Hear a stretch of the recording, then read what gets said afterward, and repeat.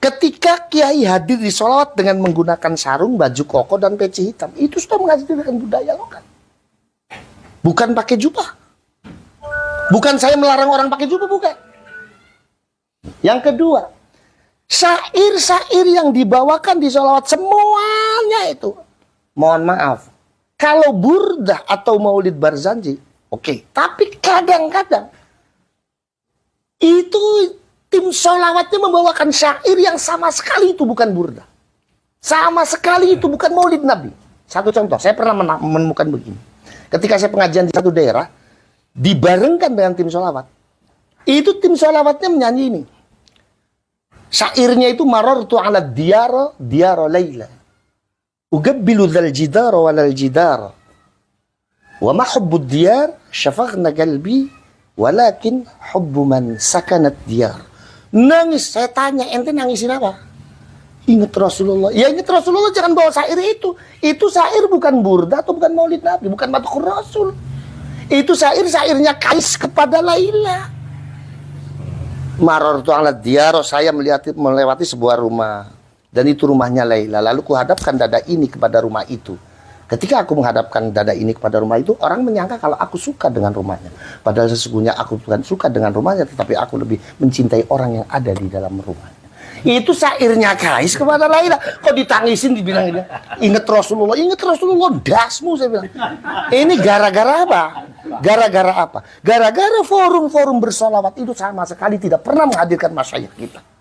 Sehingga apa? Masyayikh kita yang lebih paham tentang keilmuan solawat, kita tinggalkan.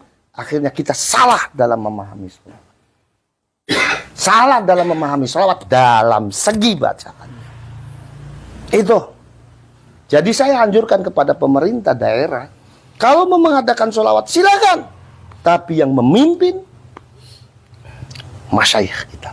Karena masyayikh kita jauh lebih memahami esensi sholawat, jauh lebih memahami keseluruhan makna sholawat dari syair-syair yang dibaca. Kalau kiai masyayikh kita pasti akan menganjurkan membacanya maulid Nabi, sholawat, dan madhur Rasul, burdah. Nggak ada syairnya Kais dibaca, itu nggak ada. Kalau perlu nggak usah ngundang Habib lagi. Kalau perlu nggak usah ngundang Habib lagi, Habib itu nggak bisa apa-apa. Iya kan? Habib itu nggak bisa apa-apa. Iya kan? Nah, sekarang kalau Habib umpama, satu contoh saja, saya tanya Sufi itu apa? Nggak akan pernah bisa jawab yang namanya Habib. Karena itu ilmunya orang santri, itu ilmunya pesantren. Makanya ada seorang Habib yang bicara Sufi, salah semua. Disangkanya Sufi itu soal fikih. Lutfi bin Yahya. Salah benar cuman. Tasawuf. Sufi itu bukan urusan fikih. Ulama Sufi itu sumber fitnah. Iya. Satu lagi Gus. Ya. Ini kan di framing oleh kelompok Mukibin, seolah-olah panjenengan itu kok takzim sama Lutfi bin Yahya. Padahal kan kelihatannya nggak mungkin loh. Ya. Kalau takzim maknanya sebagai murid ke guru, ya enggak lah. Habib Lutfi itu lebih muda usianya daripada abah saya. Iya enggak? Satu. Yang kedua, abah saya itu, ya nyuwun sewu, bukan saya menyombongkan orang tua saya, bukannya. Abah saya itu baca tafsir Jalalain satu sambil tidur.